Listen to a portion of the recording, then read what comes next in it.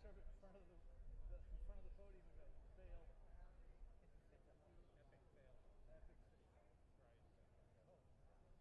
Oh. It's interesting because I hired a colleague of mine who's an anesthesiologist, Facilitating it. methodologist, and I Yeah. asked him to tell me, like, Right. what is he interested in? And he was telling me that Yes. nuclear, I think CDC is coming up with a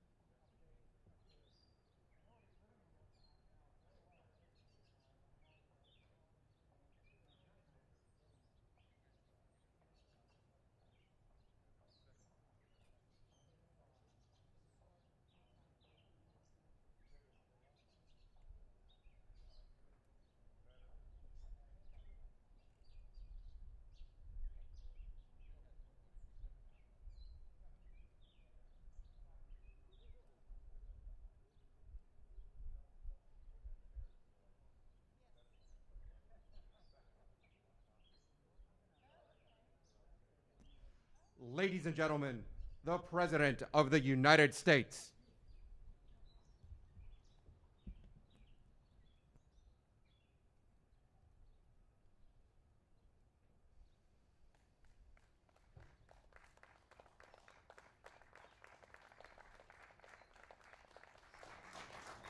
Thank you very much. Thank you very much. It's very hot today. Please sit down. This is going to be a very hot one, and we apologize to everybody out there that's got to suffer through it. But you know what? It's better than bad weather. And it's great to be in the Rose Garden. I want to especially thank this group for joining us as we announce a historic groundbreaking initiative in our ongoing effort to rapidly develop and manufacture a coronavirus vaccine. We're joined by Secretary Stephen Mnuchin, Secretary Mark Esper, Secretary Alex Azar, Chairman of the Joint Chiefs of Staff, General Mark Milley, FDA Director Dr. Stephen Hahn, Director of the National Institute of Health, Dr. Francis Collins, Dr. Fauci, Dr. Birx. We're joined by a very terrific group of professionals. Tomorrow will mark 30 days since we released the White House guidelines for a safe and phased opening of America. That's what we're doing. It's the opening of America. We're going to have an amazing year next year. We're going to have a great transition into the fourth quarter. As of this morning, almost every state has taken steps to begin reopening, and the American people are doing an extraordinary job of continuing to take precautions while at the same time wanting to start, and they will be starting to resume their American way of life. We will be reigniting our economic engines. We're going to be taking care of our most vulnerable, which are our senior citizens and some others. We're going to be working very, very hard on our senior citizens and our nursing homes and various communities to support those that are struggling in this very difficult time. Others don't have the same kind of struggle. For example, today, Secretary Perdue, together with Ivanka Trump, launched the Farmers and Families Food Box Program, which will provide $3 billion to help small farmers. And it'll be helping farmers, ranchers, but it'll be bringing food to some of the food lines and some of the food kitchens that you've been seeing on television. And I said, why aren't we doing that? We have all of this tremendous food produced by our farmers and our ranchers. And so we're going to be buying $3 billion worth of that food. Great for everybody, our farmers, our ranchers, and the people that need great food. A key feature of our reopening plan is the largest and most ambitious testing system in the world, by far. America is now conducting close to 350,000 tests per day, an unthinkable number just a short while ago, more than anybody in the world by far, suggesting many states now have excess testing capacity to monitor for new outbreaks. Florida, many other states have so much testing, the testers are waiting for people to show up. It's great. Another essential pillar of our strategy to keep America open is the development of effective treatments and vaccines as quickly as possible. I want to see if we can do that very quickly. We're looking to, when I say quickly, we're looking to get it by the end of the year if we can, maybe before. We're doing tremendously well. From the earliest days of the pandemic, we have marshaled the genius of American scientists and researchers from all across government and the private sector, from academia, from everywhere, to vanquish the virus, and tremendous strides have been made. I can tell you, I get to see it every day. Tremendous strides are being made. Scientists at the NIH began developing the first vaccine candidate on January 11th. Think of that. Within hours of the virus's genetic code being posted online. So January 11th, most people never even heard what was going on January 11th, and we were out there trying to develop a vaccine, not even knowing what we were up against. Then my administration cut through every piece of red tape to achieve the fastest ever by far launch of a vaccine trial for this new virus, this very vicious virus. And I want to thank all of the doctors and scientists and researchers involved, because they've never moved like this, or never even close. The NIH and the HHS have also been working constantly with private industry to evaluate more than 100 potential treatments. The Food and Drug Administration has swiftly approved more than 130 therapies for active trials. That's what we have right now, 130. And another 450 are in the planning stages, and tremendous potential awaits. I think we're going to have some very interesting things to report in the not-too-distant future. And thank you very much to Dr. Hahn. Through a historic series of funding bills, my administration is providing roughly $10 billion to support a medical research effort without parallel. I especially want to thank Senator Steve Daines of Montana for his incredible work. He has worked so hard to secure additional funding for vaccine development. He has been right at the forefront. Today, I want to update you on the next stage of this momentous medical initiative. It's called Operation Warp Speed. That means big and it means fast, a massive scientific, industrial, and logistical endeavor unlike anything our country has seen since the Manhattan Project. You really could say that nobody's seen anything like we're doing, whether it's ventilators or testing.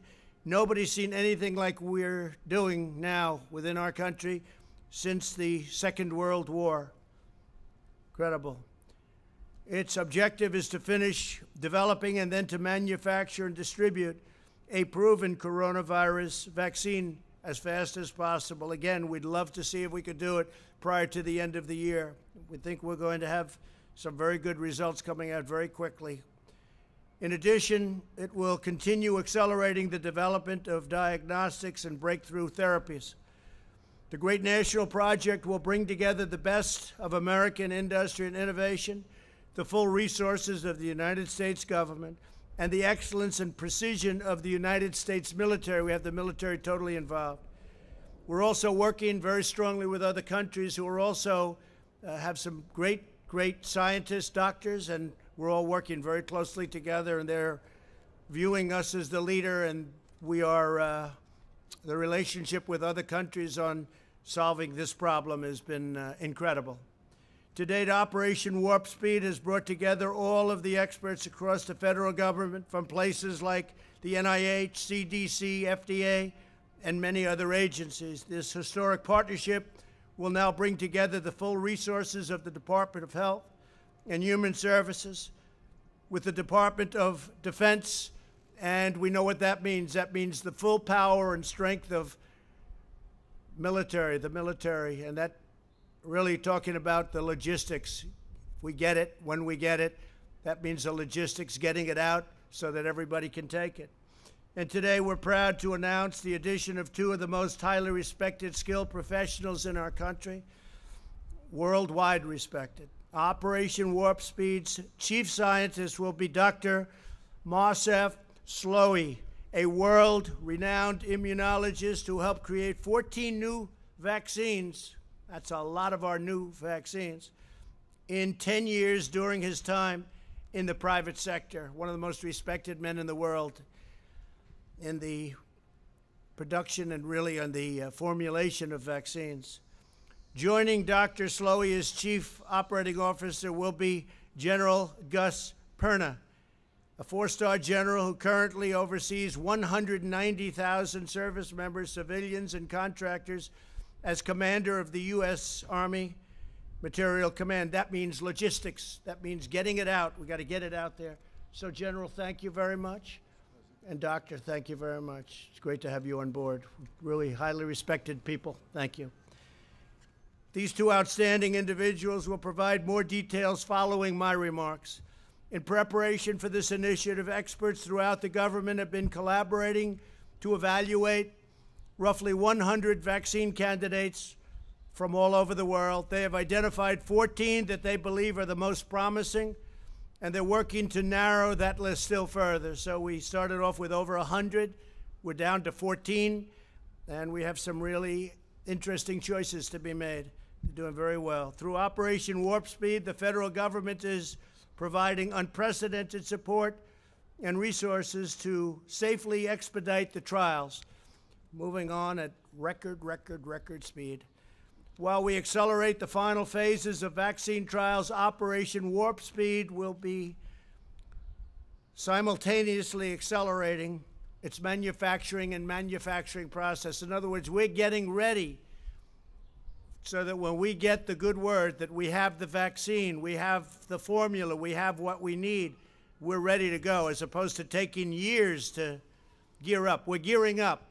It's risky, it's expensive, but we'll be saving massive amounts of time. We'll be saving years if we do this properly, and that's what we're doing. So we're gearing up on the assumption that we'll have in the near future, relatively near future, a vaccine.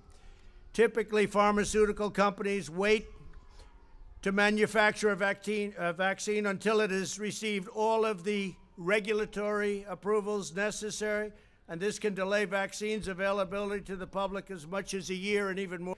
And this can delay vaccines availability to the public as much as a year and even more than that. However, our task is so urgent that under Operation Warp Speed, the federal government will invest in manufacturing all of the top vaccine candidates before they're approved. So we're knowing exactly what we're doing before they're approved. That means they better come up with a good vaccine because we're ready to deliver it. This will eliminate any unnecessary delay and enable us to begin providing Americans with a proven vaccine the day our scientists say, we're ready, we got it. And as we work to bring critical medical production back to America, these vaccines will manufacture that we're going to be focused on and manufacturing. They're all going to be right here in the USA. Now, we're working, as I said, with other people outside, and that's fine, too. We want to get to the solution. We know exactly where the other countries are, and we'll be very happy if they were able to do it. We'll help them with delivery. We'll help them with in every way we can. We have no ego when it comes to this, no ego whatsoever. Operation Warp Speed is also making the necessary preparations to distribute these life-saving treatments at scale. So we're talking about massive numbers so that millions of Americans will quickly have access to them.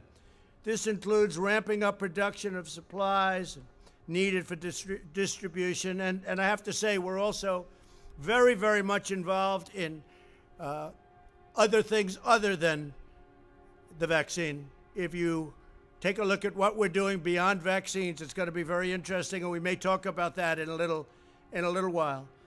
But this includes ramping up production of supplies needed for distribution, such as cold chain storage, glass vials, needles, syringes, and more. We'll have everything right on hand, ready to go. When a vaccine is ready, the U.S. government will deploy every plane, truck, and soldier required to help distribute it to the American people as quickly as possible. America is blessed to have the most brilliant, talented doctors and researchers anywhere in the world. We have the mightiest military by far in the world. Our military is completely rebuilt. Much of the equipment has been delivered. Some of it's on the way, all made right here in the USA. We took over very, very empty cupboards, I say medically. We also had empty cupboards in a military sense. Our military was in sad shape. It was depleted. We now have the strongest military the United States has ever had by far and the best equipment. And you hear that outside, that beautiful sound. Those are truckers that are with us all the way. They're protesting in favor of President Trump as opposed to against. There's hundreds of trucks out there, and that's the sign of love, not the sign of your typical protest. So I want to thank our great truckers. They like me and I like them. We're working on something together. But we have the mightiest, and they'll be helping us with this, by the way, speaking of truckers. We have the mightiest military in the long history of humankind. We have the best and most devoted workers ever to walk the face of the earth. And now we're combining all of these amazing strengths for the most aggressive vaccine project in history. There's never been a vaccine project anywhere in history like this. And I just want to make something clear.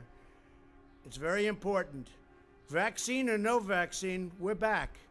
And we're starting the process.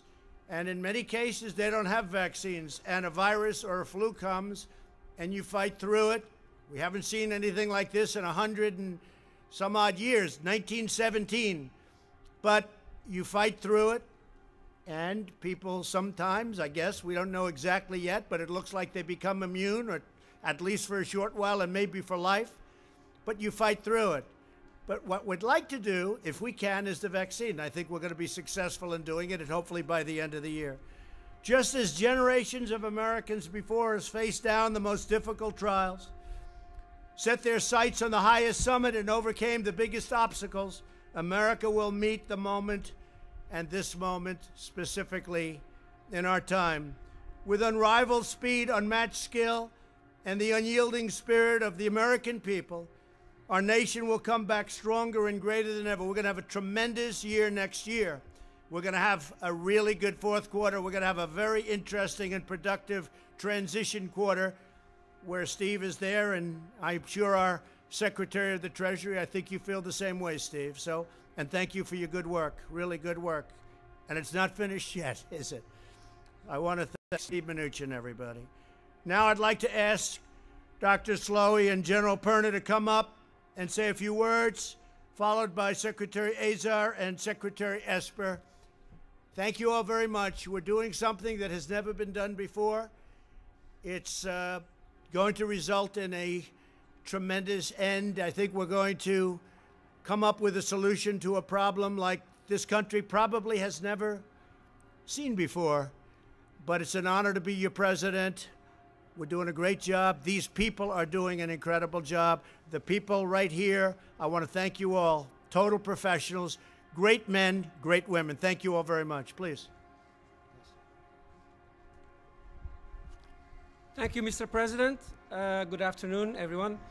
It's a great honor and privilege for me to have the opportunity to serve our country and the world in this remarkable endeavor, extraordinary endeavor, helping them and supporting them do it. The Operation Warp Speed's objectives are very clear. The President has described them, and I believe they are very credible. I also believe they are extremely challenging.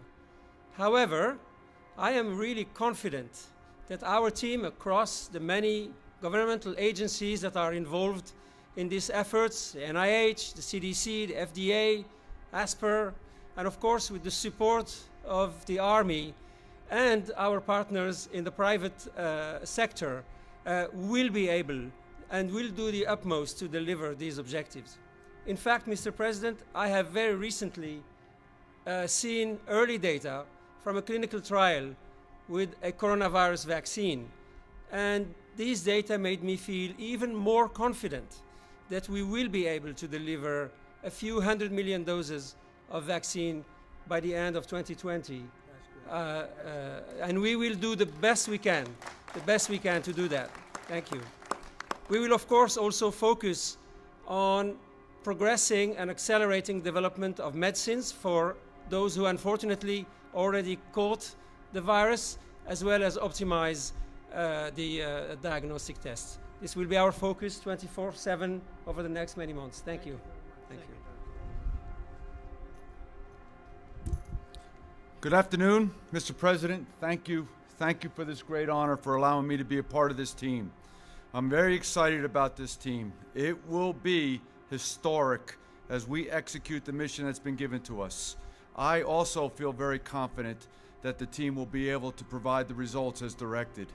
It is going to be a Herculean task, but the combination of the two main partners between Health and Human Services and the Department of Defense, their combined strengths, partnered with the other teammates, will ensure our success.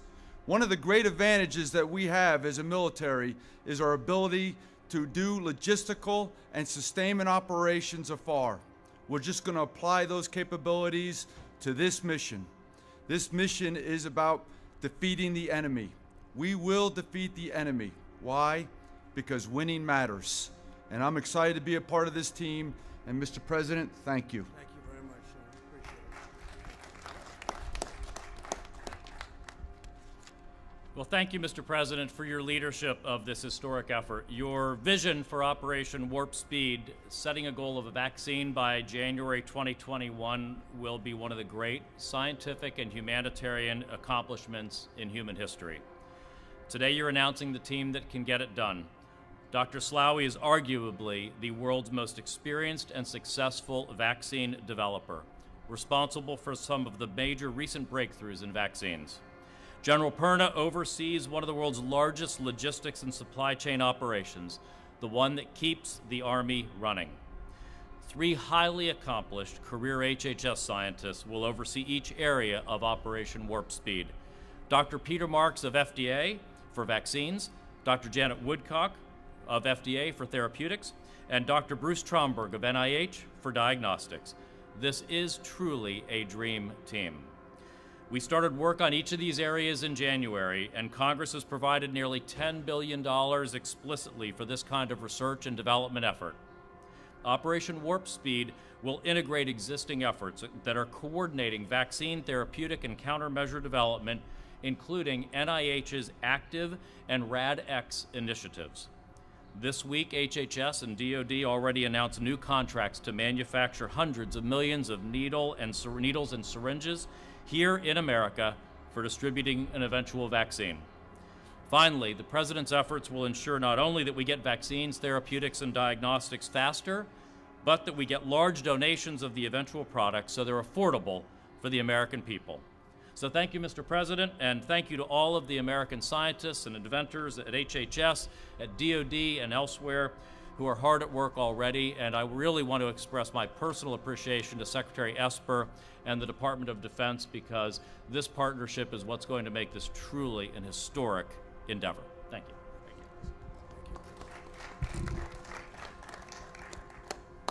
Well, thank you, Mr. President, for your leadership of this bold and historic initiative. The Department of Defense is very excited and committed to working closely with our partners at HHS, across the government, and in the private sector to accomplish the mission we have been given. Winning matters, and we will deliver, by the end of this year, a vaccine at scale to treat the American people and our partners abroad. You know, the Department of Defense has been in this fight since day one, going back to January. We've stayed ahead of the curve every step of the way, and today, on America's streets across the nation, over 60,000 service members from all branches of the service are still out there, whether it's doctors and nurses in hospitals, whether it's National Guard on the streets of America, or the Corps of Engineers continuing to build out capacity in America's hospitals. We are there and we will be there, Mr. President, and we look forward to this next greatest phase of this fight against the coronavirus. We are all in then, we are all in now, and we will be all in the future, and we will deliver on time, bringing to bear the full weight of the Department of Defense, all of our first-class, world-class researchers and scientists, our ability to manage logistics at scale, and our great distributional capabilities. We will deliver, we will win this fight, and Mr. President, thank you again for all that you've done. We will get the job done. Thank you. I know you will. Any questions, please? Yeah, go ahead. President, you said no vaccine.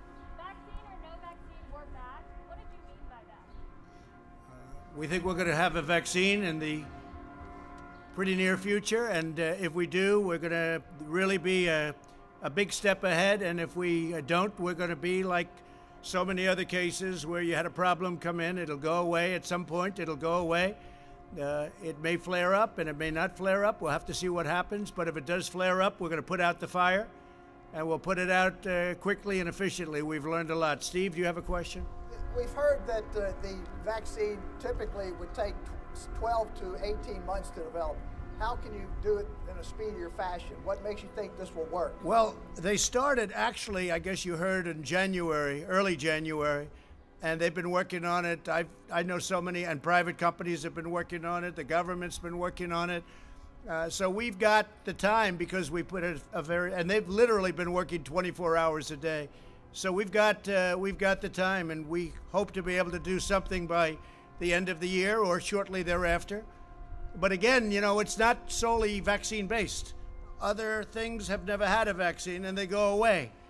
So I don't want people to think that this is all dependent on vaccine, but a vaccine would be a tremendous thing. And I will tell you, therapeutically or therapeutics, what's going on there is equally as impressive.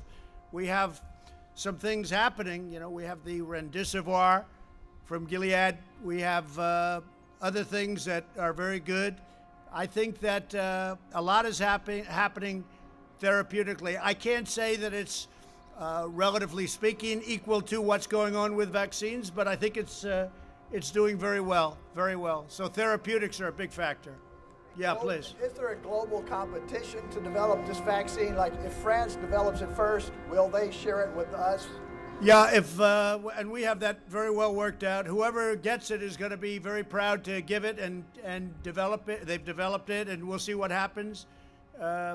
We've got countries that are allies we have some countries, frankly, that aren't allies where we're working very closely together.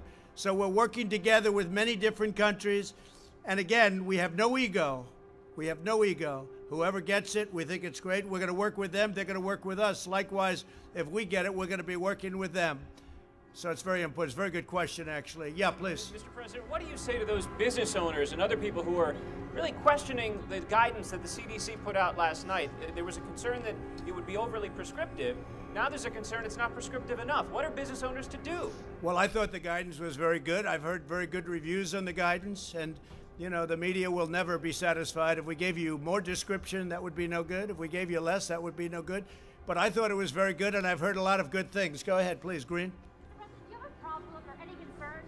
Do you have any concerns about the Abbott tests, given some of the new numbers that have come out? No, Abbott's a great. It's a great test. It's a very quick test, and it can always be very rapidly double-checked. If you're testing positive or negative, it can always be double-checked. But it's a very good test. Very portable, very quick. Okay. And then what happens if China is the country that develops the vaccine? What happens if it's China? Will the U.S. still have access to that vaccine? I would say the answer to that would be yes. I would say the answer would be yes. Yes, go ahead, please. Do you mean a fully approved vaccine for everyone? Excuse me, you're going to have to remove it. You can't hear through you. Do you mean a fully approved vaccine for the entire general public or a partially approved vaccine for emergency use?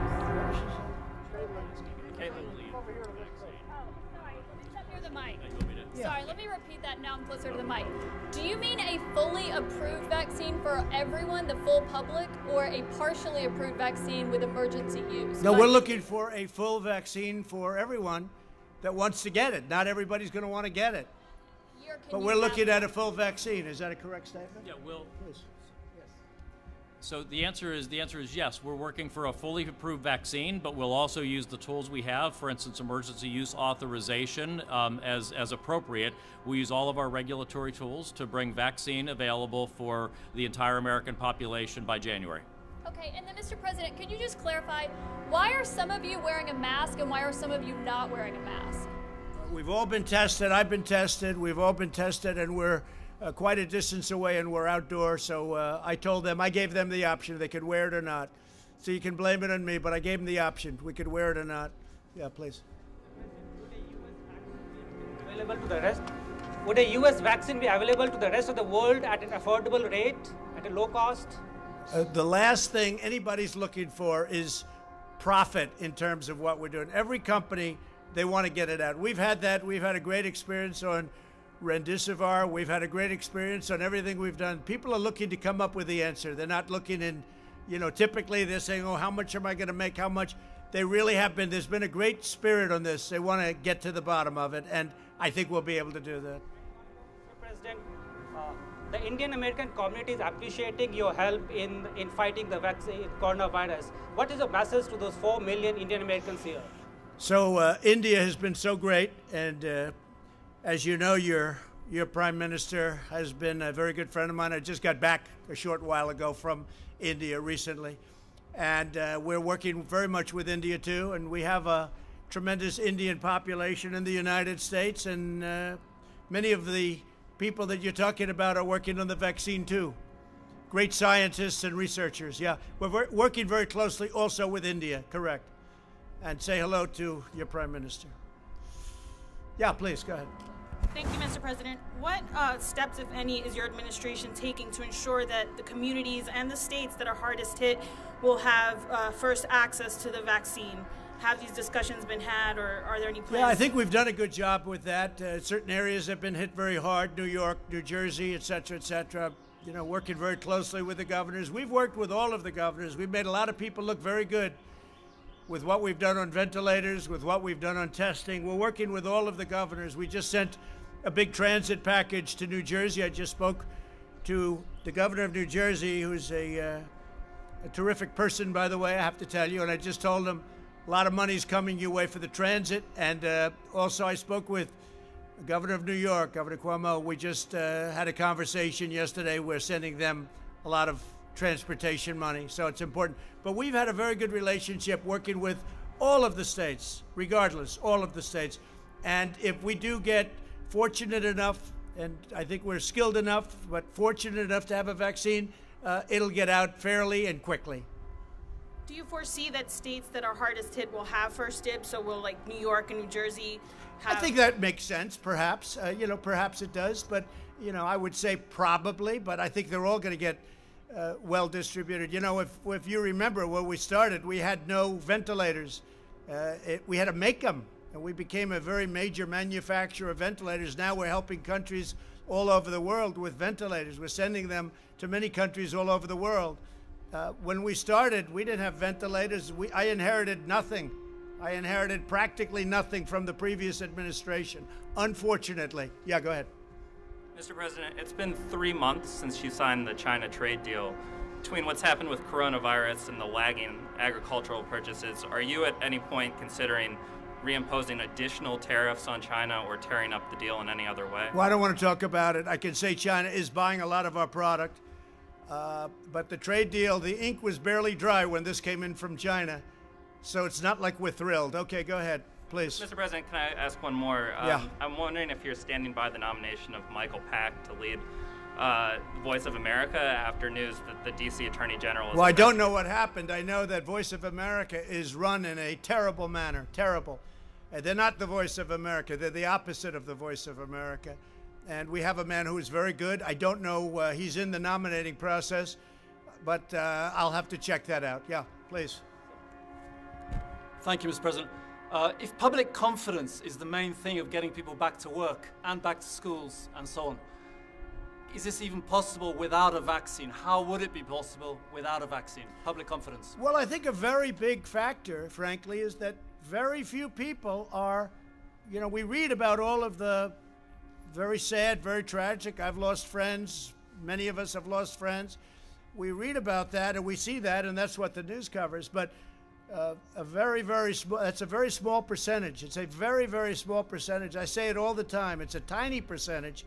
The vast majority, many people don't even know they have it. They have it, or they have sniffles, or they have a very minor sign, and they recover. Not only recover, they probably have immunity, whether it's short-term, long-term, but they have probably immunity.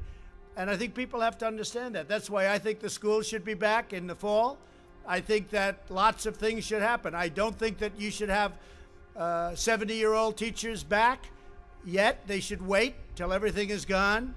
I don't think you should have a professor that's 65 and has diabetes or has a bad heart back necessarily, or somebody that's older than that.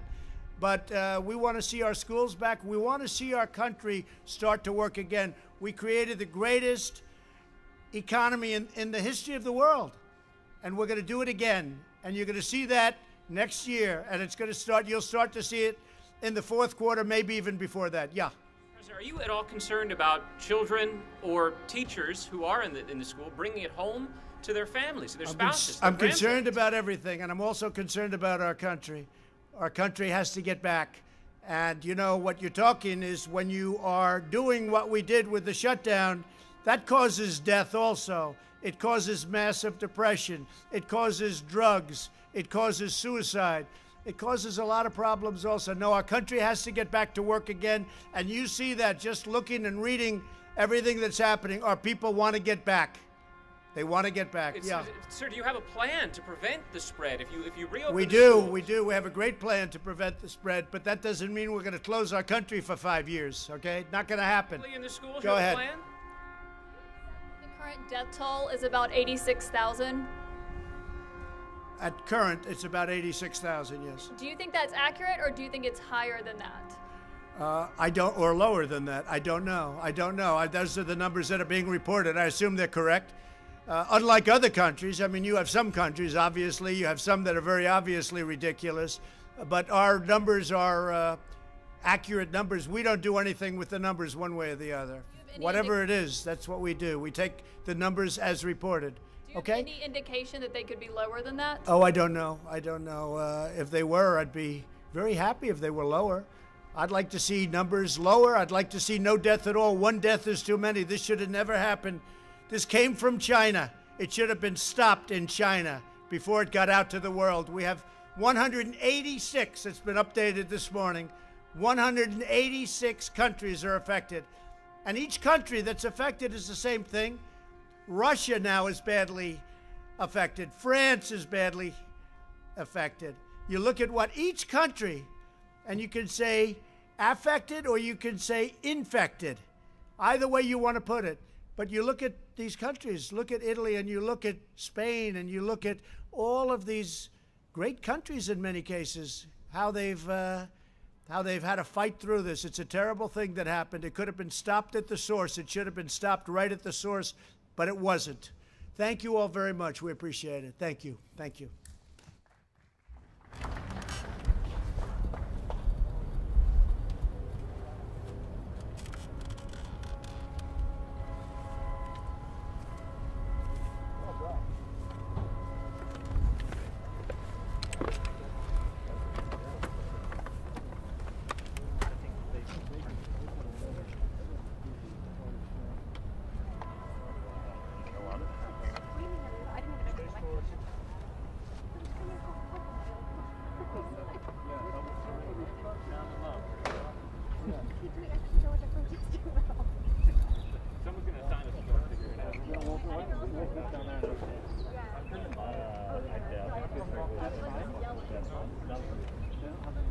They do.